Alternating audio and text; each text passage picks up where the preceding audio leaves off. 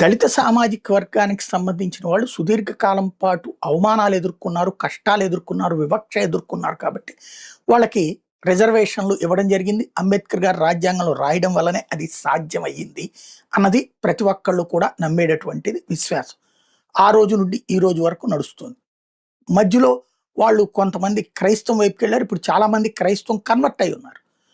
సరే దాన్ని కూడా మిగతా హిందూ సమాజం ఏం పట్టించుకోవట్లేదు, పాపం వాళ్ళది కానియండిలే అన్నటువంటి రూట్లో ఉంది.